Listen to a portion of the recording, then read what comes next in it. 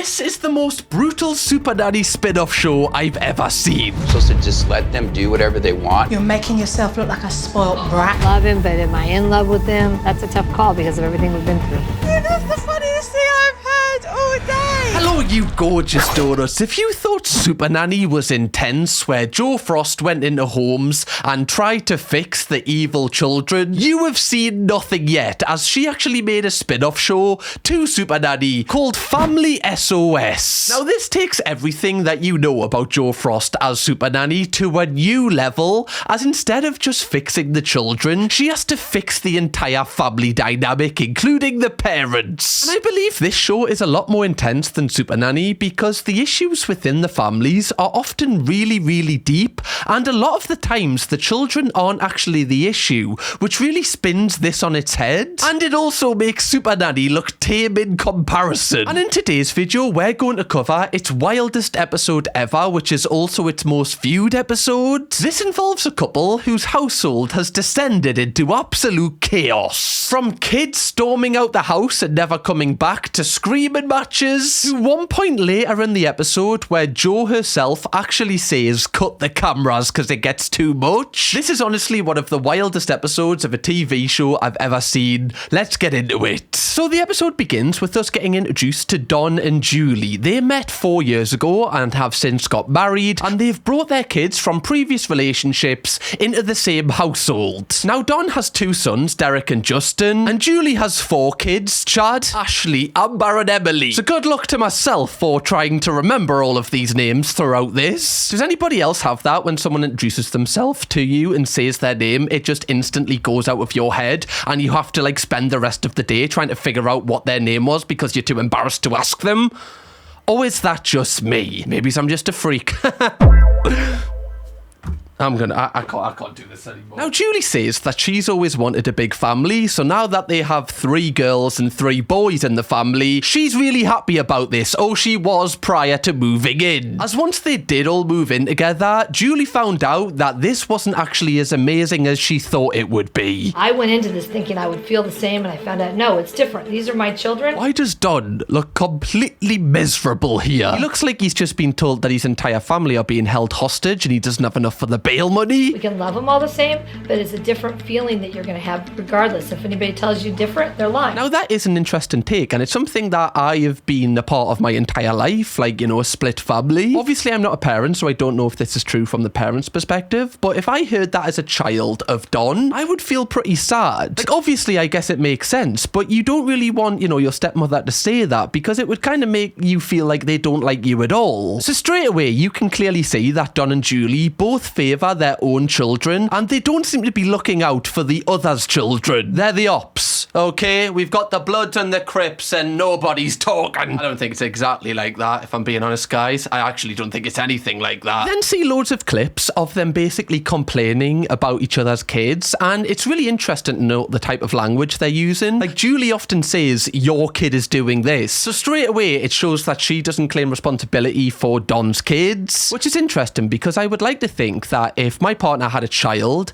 I would want to, you know, like be there for them and be their father if they wanted me to be that, or just a supplementary father, like a stepfather. I don't know, I wouldn't want them to think that I'm treating them any differently from my own children, but clearly that's what's happening here on another level. Now, this has obviously created a huge rift in the couple, and they actually put a big ultimatum on Jo. They say that if Jo can't fix them this week, they're getting a divorce. So no pressure, Jo, just the lives of 6 children and 2 adults on the line here. I love that Don and Julie have put the success of their marriage in the hands of a complete stranger to them. That's a great choice. Just be like, you know what, we don't actually know if we like each other, can you just tell her? And it's very clear that all the kids have kind of cottoned on to their parents' marriage being on a knife's edge, and this is kind of making them act out even more, which has obviously created even more pressure for the parents. And then we get our first bit of hearing from one of the children, Chad. Now, Chad has experienced experienced addiction to both drugs and alcohol, and he's now 2 years sober. But he says that Don and Julie still treat him like he is the person that was 2 years ago, and this creates like an even deeper issue. So we can all agree that Jo has got a lot on her plate with this family. And speak of the devil, we then get to see Jo arrive at the house and meet the family and kind of observe for the first time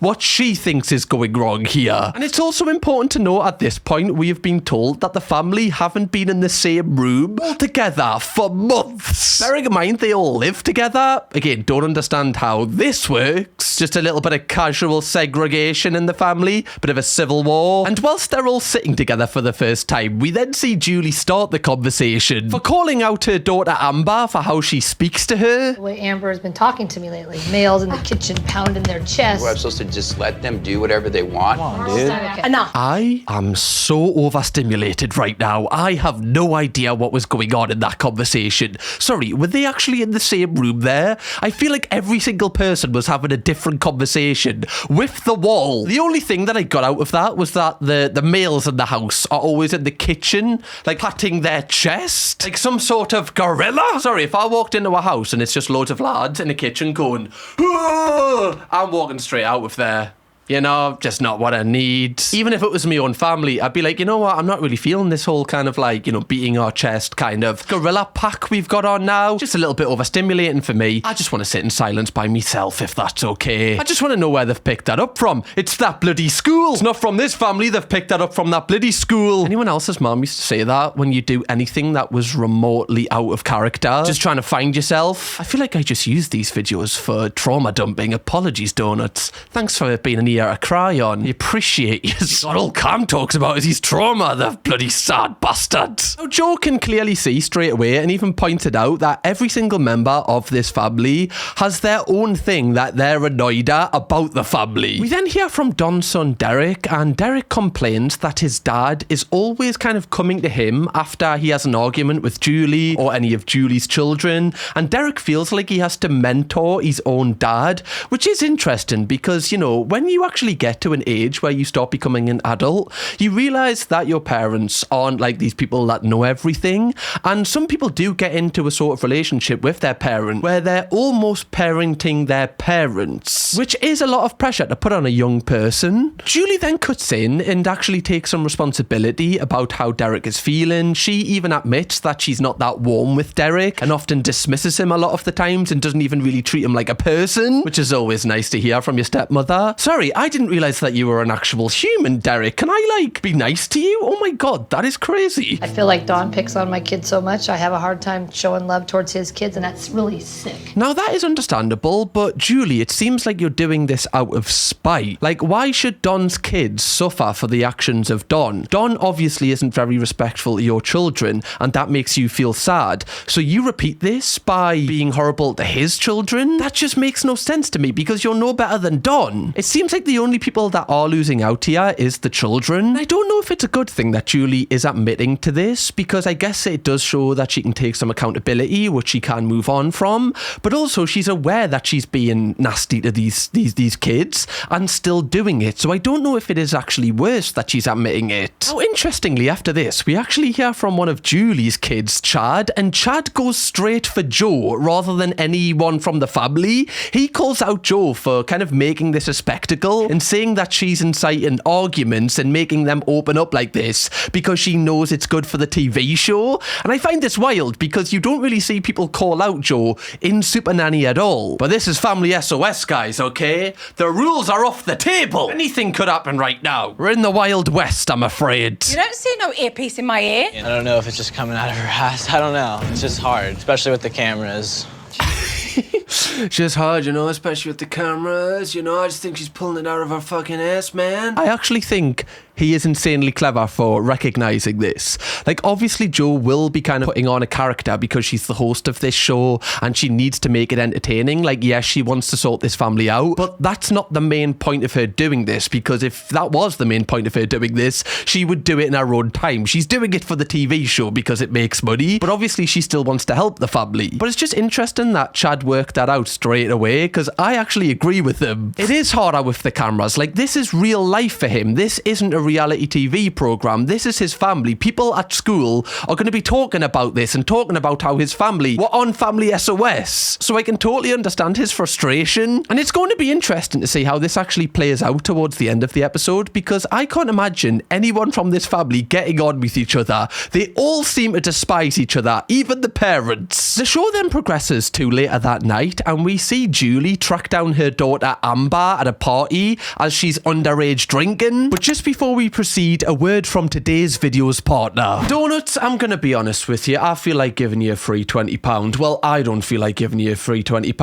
Revolut does. All you need to do is sign up with my link and use your card once, and Revolut are going to give you £20 on the house to spend on whatever you want. Honestly, we're not going to judge you. I use Revolut every single day as my main account, and it's also trusted by over 65 million people worldwide. Honestly, it's class. I wouldn't go anywhere else. We've done a couple of deals on this channel with Revolut, and my favourite thing to always mention is the metal card. Honestly, every single time I pull this out, it makes me feel like a millionaire even though I'm not. I don't know why, it just feels so good, okay? I like textures. If you get the metal plan yourself, it also comes with a number of perks such as Uber One and Tinder Gold if you are recently single and you need to get yourself back out there, okay? Get a metal card. Put it in your bio as well. People will love you. You also get a great interest on saving rates as well, which always helps. Another great feature is Rev Points. When you spend, you earn Rev Points, which you can redeem on airline miles on over 30 different airlines. And if you are going away, you can also use Rev Points to get a discount on hotel bookings and experiences whilst you're there, like sightseeing or food tasting sessions, even active adventures. Like, why wouldn't you get Revolut, man? And if you are going away, you can also use their currency exchange feature, which I love to use every single time. Just takes the hassle away from spending abroad. Even if you don't exchange the money in-app, you can just pay when you're abroad in your normal currency, and Revolut will automatically exchange it for you. And if you are wondering what the exchange rate is, you can actually see in-app the live exchange rate for where you are. Depending on your plan, you can even exchange unlimited amounts of money at great rates. And if you are somebody that likes to go out with your mates often, you can also use the payment links to make sure you get paid if you're the one that pays for the meal, which I know is always a hassle going out with mates. You can do it at the touch of a button by literally just sending a payment link to your friends, or alternatively split the expenses into something called groups. And like I said, you can use this for any occasion. It doesn't have to be an occasion, but just when you're out with your friends, it makes life easier. So sign up to Revolut with my link today, use your card, and get that free £20 in your account, man. Come on, what you waiting for? What are you doing?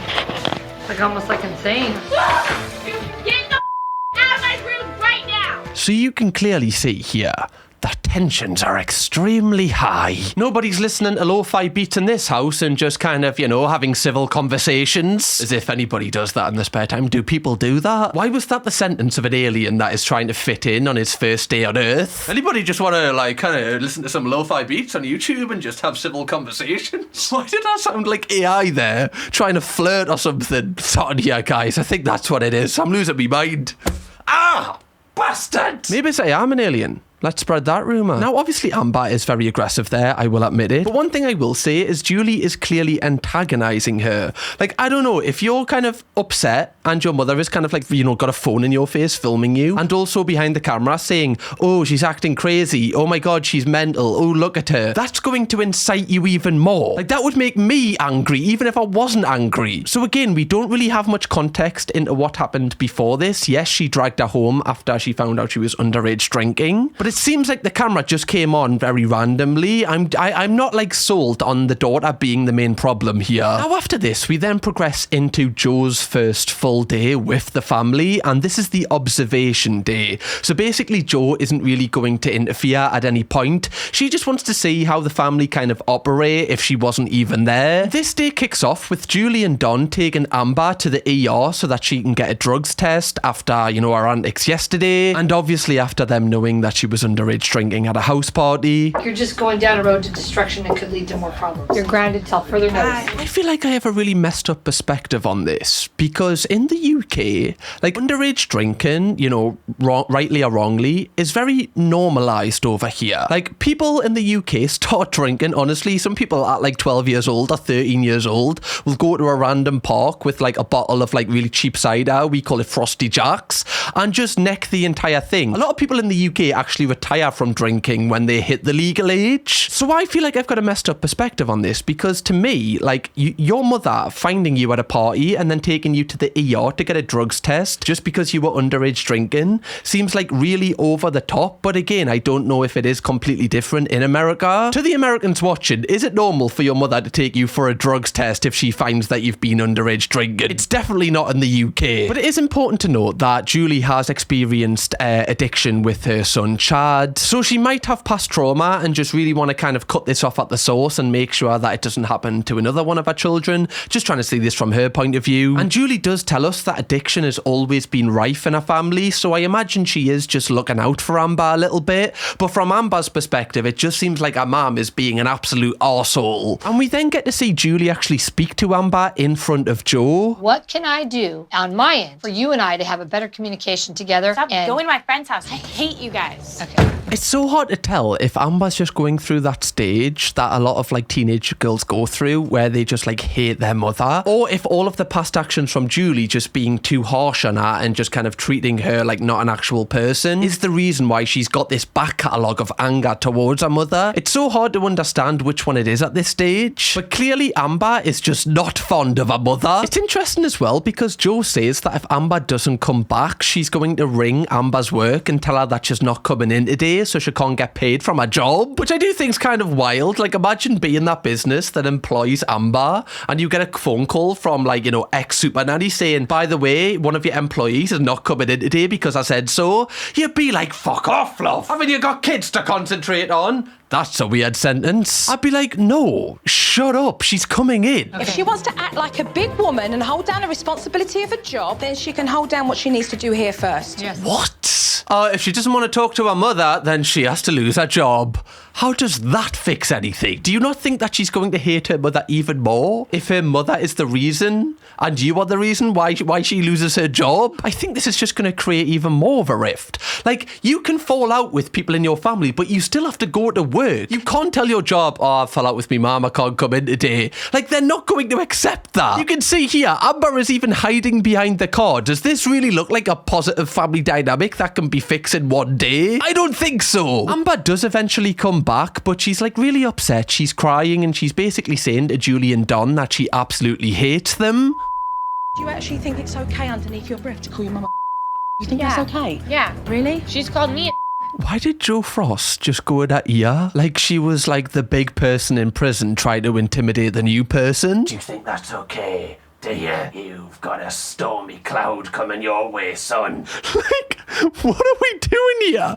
I feel like she's trying to intimidate her a little bit. I understand that the same techniques don't work for teenagers as they do in the Supernanny show for children. You can't just put Amber on a naughty step. But I do feel like Joe is kind of overstepping at this stage. This was meant to be the observation day. We also don't know if like Amber is kind of, you know, when you're hungover, especially if you're younger and hungover, you are just a little bit more ratty, you know, your stuff just affects you a little bit more. And also, instead of like telling her like to stop drinking, have we explored why she's turning to drink like at a very young age? Is it not because her family dynamic is so down the drain and is just awful and aggressive, so she needs to find her own outlet to be able to kind of forget about it, and she has no positive way to do that, so she turns to alcohol? Maybe that's the reason? Instead of blaming her, why don't we actually try and understand why she's acting this way? At the minute, I think it's pretty clear. 5 minutes calm down, come out here, 10 minutes of resolution, and then go to work. Okay, bye. Okay? Thank you.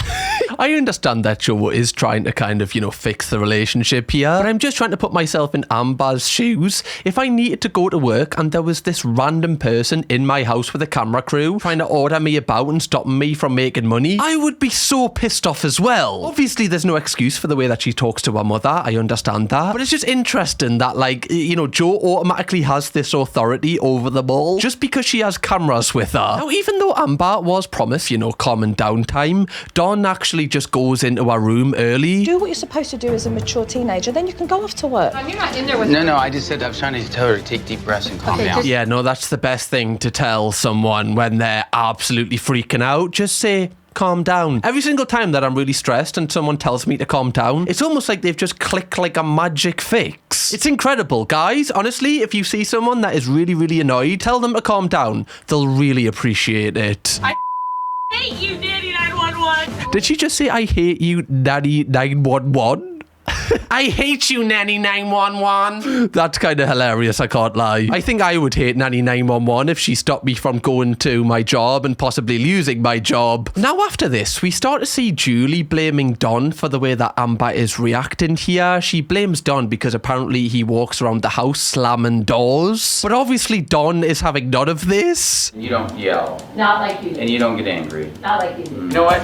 I'm gonna leave. See? It's like I'm the bad guy just speaking the truth. I don't understand why these two people are together. Like, they don't even seem to like each other. Never mind that. They seem to hate each other. They seem like mortal enemies that have been put together, and this is some sort of like social experiment. It's like putting Darth Maul and Qui-Gon Jinn into the same room and being like, used to have to be best friends. The nerds will appreciate that. They'll love that. I don't even think that's a niche.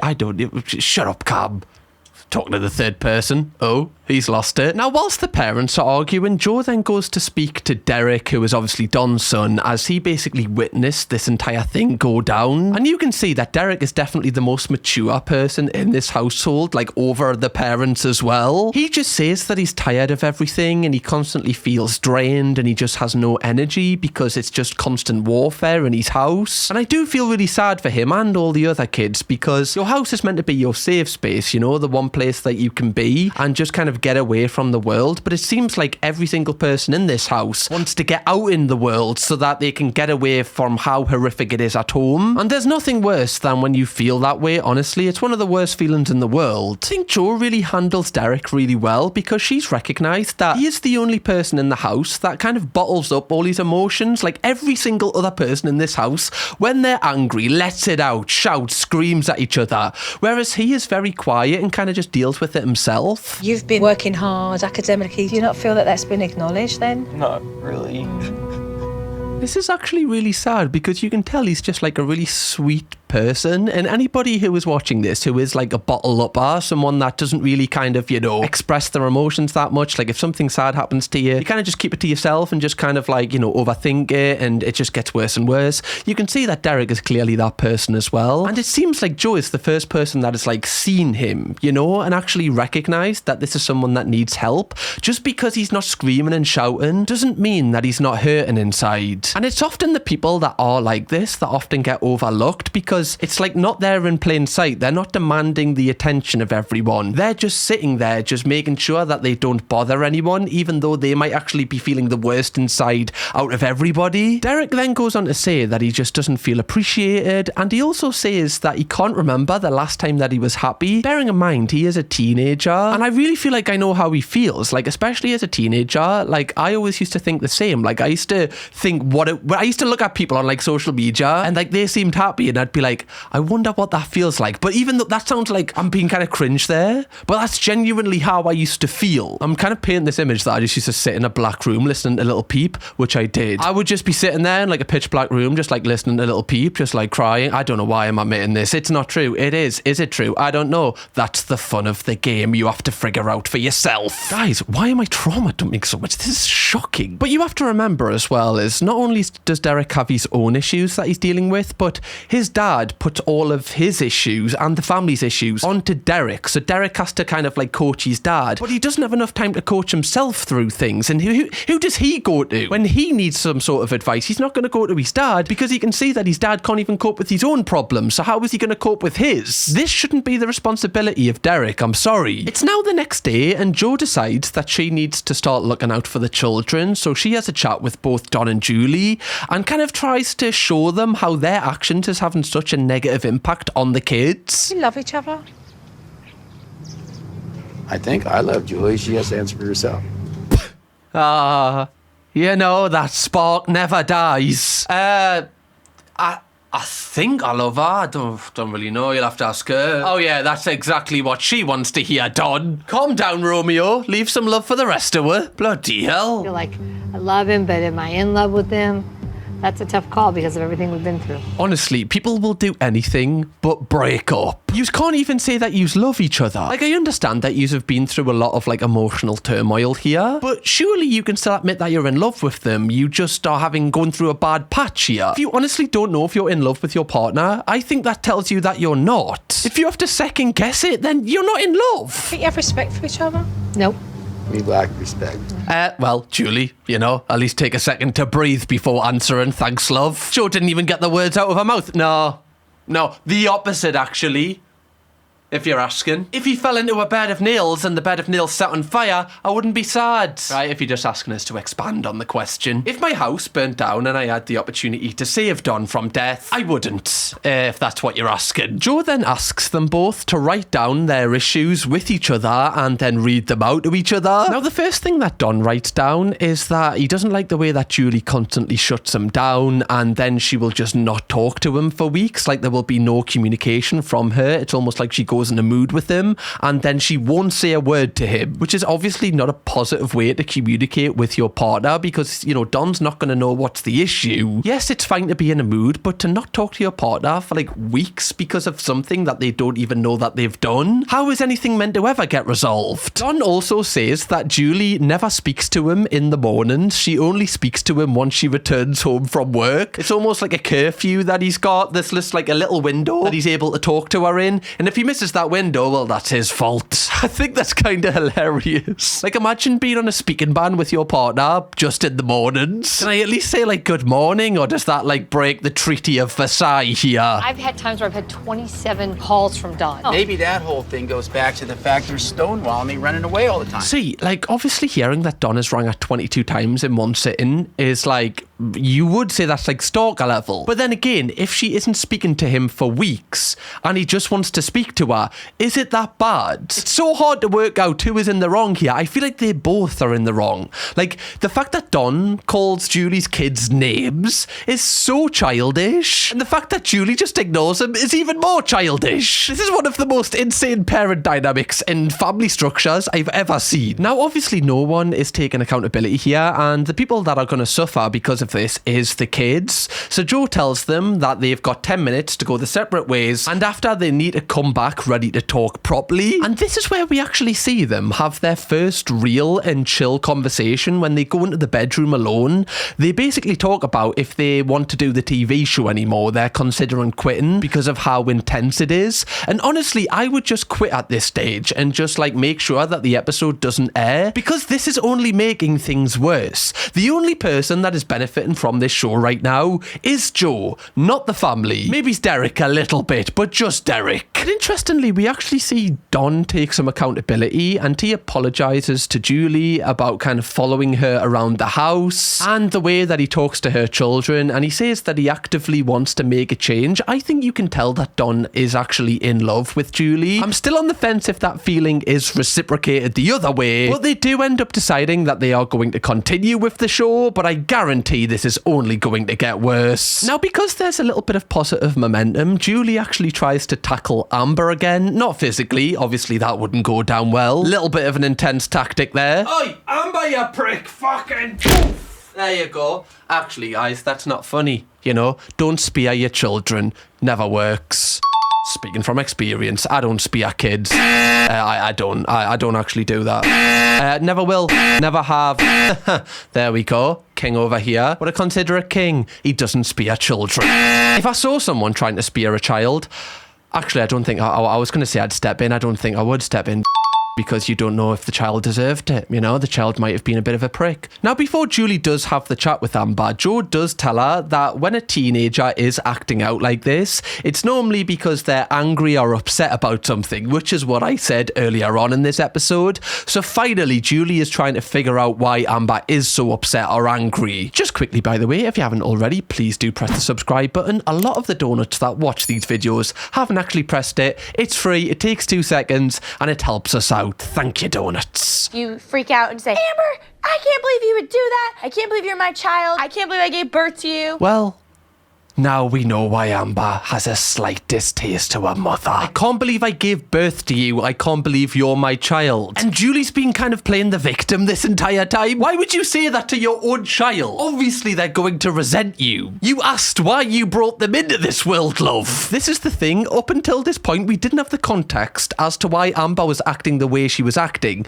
So it looked like she was just a bit of like a prick at this point. But it's with warrant. And you can clearly see the change in her temperament when Joe actually asks her to explain why she's angry, rather than Julie coming in and just saying, you can't speak to us this way, you can't treat us this way. Because Julie is kind of coming in a lot more aggressive and only kind of coming in trying to sort things from her perspective, rather than just listening to her daughter. Emily says it herself. She says, Mom loves me more than you. I have to believe it when you act like that. You can see here, though, Julie is really affected by this, and she didn't realise this is how Amber has been feeling because she never asks her. She could have sat down multiple times and just asked her why she's feeling this way, but she didn't. She only saw things from her perspective, and now she's feeling upset because she knows that she hasn't been listening to her daughter. I can imagine that would really hurt as a mother to find out that your daughter thinks that you don't love her and that you love one of your other daughters more than her. That would kill me if one of my children thought that. But one positive that has came out of this conversation is you can really see that Amber is kind of acting a little bit different. She said that she's never had a conversation with her mother like this before, and this is really refreshing because she feels like she's finally being heard. She does say that she thinks that she's a bad mother, but she wouldn't want anyone else as a mother, so it definitely seems like there is room for reconciliation here. And at this stage, Jo decides it's time to implement her family plan, but straight away when she tries to speak,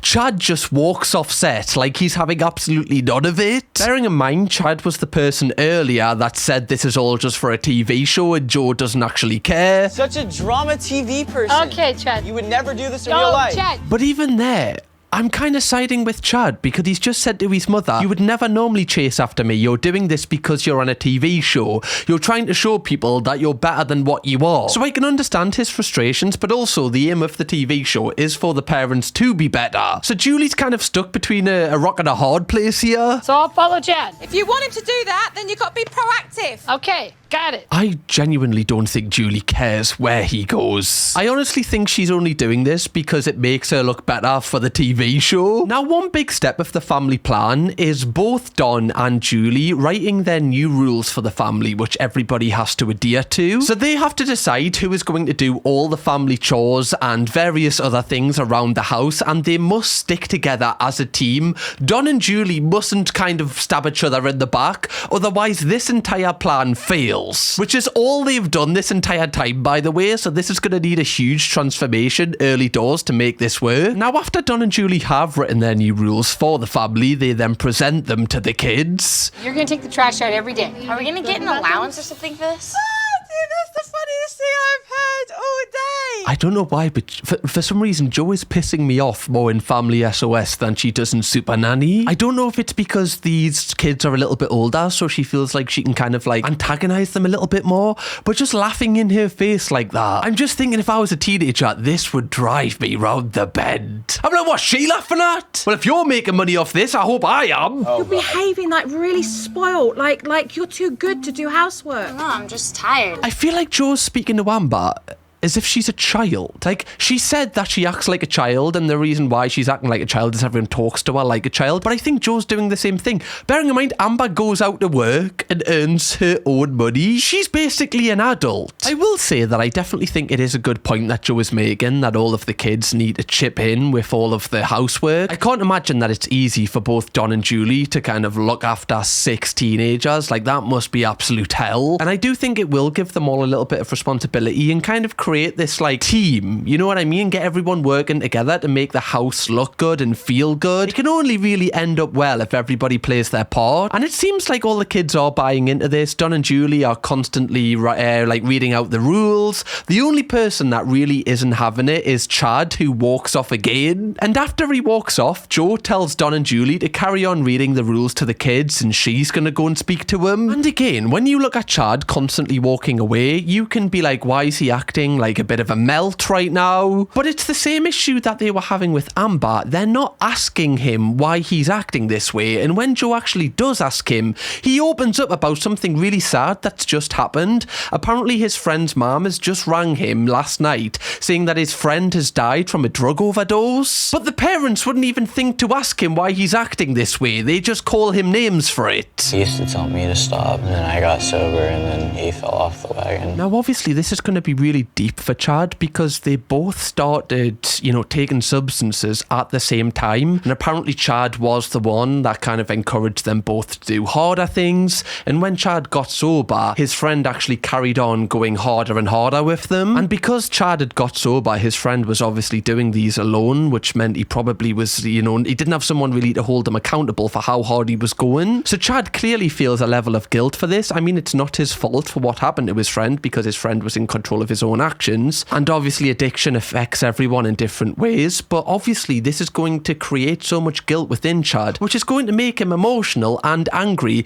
and it's probably a reason why he's acting the way he's acting. And it's just interesting to see that all of the issues with the children being so aggressive and disrespectful all comes from them dealing with something that they can't talk to their parents about because their parents haven't created an environment where it's healthy to do so. And here we actually see Chad starting to like Jo and treat her with respect, a lot like what happened with Derek. Chad thanks Jo for just being someone that he can speak to because he doesn't have this at home. And this has made him realise that Jo actually is here to help the family, and there is a TV show going on, but he does believe that his family can benefit from this. After this, we actually start to peel back the layers of this family, and we discover that Julie, 17 years ago, actually lost a son herself. So obviously this is why she's so hard on the other kids, making sure they're okay, and kind of overly protective for our own children, because I can't imagine the pain that she's been through 17 years ago, and I imagine that never leaves you. I probably carry a lot of guilt. Stop sabotaging yourself, okay? You know what you need to do. You just have to find the courage to do it. And I think this does explain why she bottles up a lot of stuff and probably doesn't speak to Don for weeks on end, because she's got a lot of trauma that she hasn't unpacked. She's basically bottled it all up, and she's basically developed all these really negative ways of coping with her bad feelings. But it has made me feel a lot more sympathy towards Julie, and there's reasons why she acts the way she does. And we actually see Don being nice to Julie here, and then Jo kind of advises Don to go and speak to Derek and use this as an opportunity to kind of,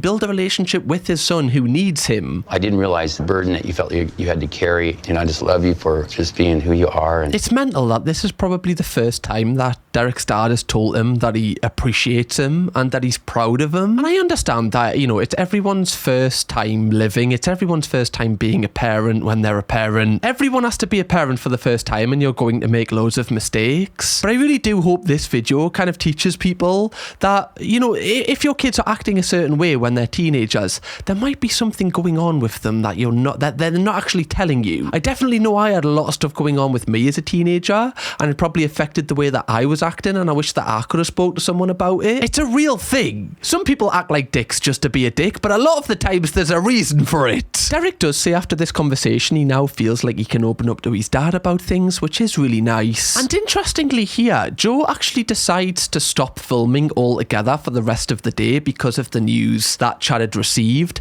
and she feels like the family just need to be together themselves. And I actually really like this from Jo, and it kind of proves to Chad again that, the forefront of this episode is not the TV show, it's that the family actually does succeed. And I really like this because it shifted my opinion from the start. Yes, this is being documented, but I do feel like the family's needs are being put first here now. I don't think they were at the start, but now with this news, they definitely are. And when Jo returns the next day, she decides to do an entire family exercise to get everyone working together. The challenge is a little bit stupid. They basically have to balance a glass of water on a board by holding it up by different strings. It does seem a little bit odd and a little bit pointless, but the whole point of it is to get the family working together and get them all kind of talking and communicating. This seems like the first time that they've all been together, kind of working for a common goal and actually being on each other's sides, which is really nice. It can be awkward when you are in a house with step siblings, I guess, because if you don't have similar interests and you're kind of put together, it is really hard to kind of strike a relationship with them. So having something as stupid as this put on, I can imagine it would really, really help to just break the ice a little bit. And on the night time, this is the first time we see the entire family kind of laughing and joking as a unit, and it's really kind of made me happy because this TV show really has, at this point, changed lives in a way. Whether it will actually change lives in the long run, we're going to see at the end of this episode. But for now, this is the biggest strides this family has ever made since they got together 4 years ago. However, things do hit a bit of of a speed bump here when Julie's daughter Emily is asked to set the table. She's not very happy about it. Where are you? She's in the right corner of my room.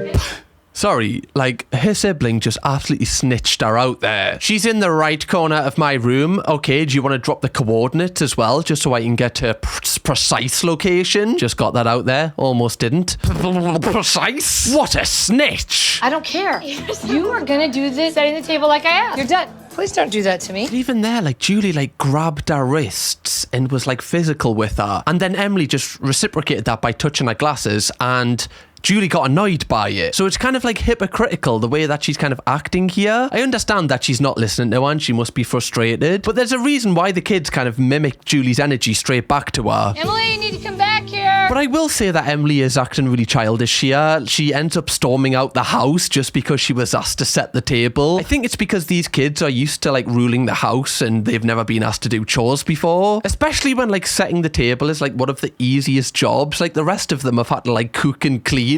All she has to do is put some plates out and some knives and forks. It's not that bad. Now at this point, Julie tries to mimic one of Joe's techniques of giving them 5 minutes to cool down and then go and speak to her. But Joe doesn't want her to adopt this technique in this scenario. She wants her to chase after her. Otherwise, all the kids will know they can disrespect Julie to her face and get away with it. I need you to go back and wash your hands and set the table. Simple request. I always love how Joe is in the back just like this.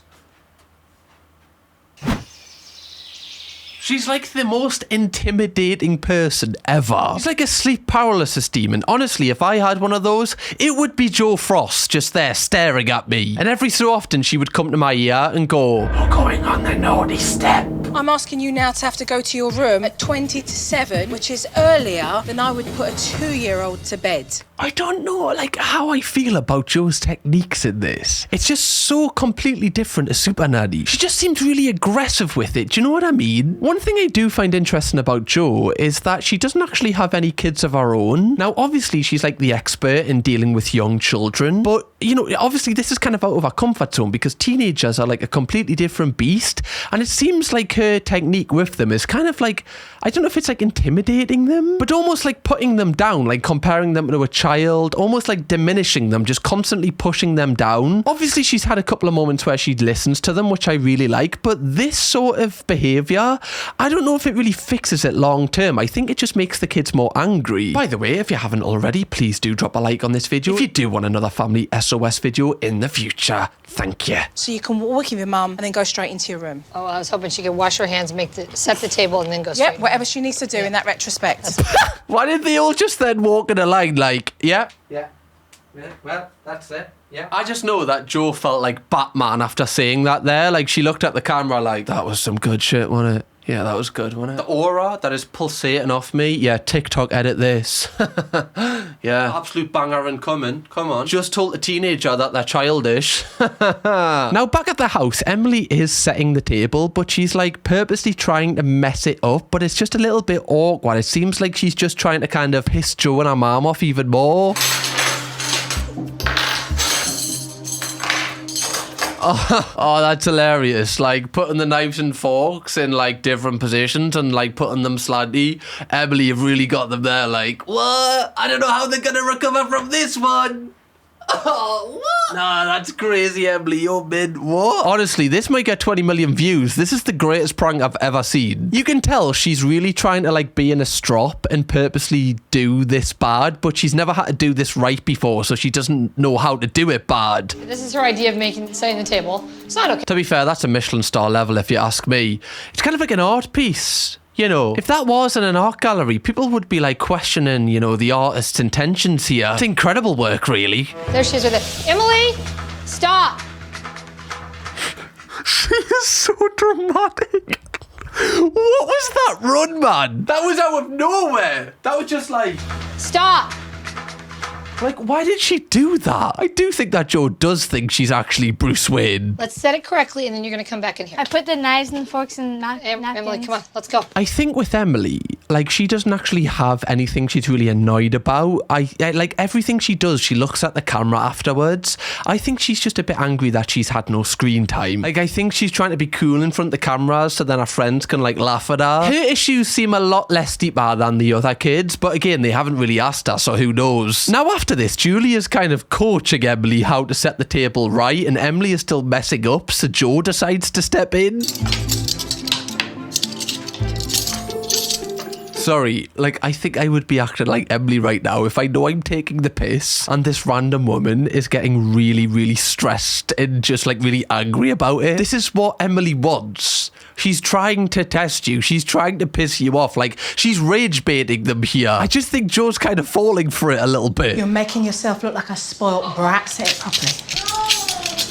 What is going on here? Now, Emily eventually does it right, and Jo basically has it out with Julie and says, you're letting your kids walk all over you. Like, you need to put your foot down here, love. And then we progress to the next day, and they start this day off by talking about Emily's behaviour last night, and they don't really know how to cope with it, especially Julie. Like, this morning, Emily is still acting, like, unapologetic and unbothered, so Julie sends her to her room, and she doesn't really know what to do after this. Like, Julie's kind of lost. Like, she says that Emily is grounded, but she has a soccer game, so she's allowing her to go to soccer. Calling it soccer makes me want to die inside, by the way. And Jo is baffled why Emily is still allowed to go and play soccer, but Julie says that she's part of a team and she doesn't want to let the team down. But Jo says that Emily doesn't deserve the privilege of playing soccer and that she shouldn't be allowed to go at all. Because, guys, playing soccer is a privilege, okay? Kicking a ball around a field, that is something that you earn, I'm afraid. But I understand where she's coming from. She's kind of trying to kind of teach her a lesson here. She's basically saying to Julie that unless she takes away the kids' privileges, they're constantly going to walk all over her